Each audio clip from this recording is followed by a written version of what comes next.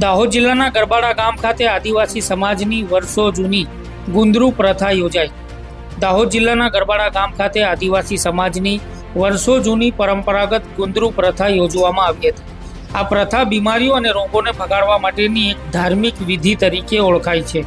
આદિવાસી સમાજ દ્વારા આ પ્રથાની ઉજવણી આખી રાત પરંપરાગત ગીતો ગાઈને અને ઢોલ નગારા વગાડીને કરવામાં આવે છે। આ વિધિ અંતર્ગત એક ગામથી અડીને આવેલા બીજા ગામમાં ગુંદરુ મૂકવાની પ્રથા છે, જેને આદિવાસી સમાજમાં અત્યંત પવિત્ર અને શુભ માનવામાં આવે છે। આ પરંપરા આદિવાસી સંસ્કૃતિ અને તેમની શ્રદ્ધાનું એક અનોખું પ્રતિબિંબ છે।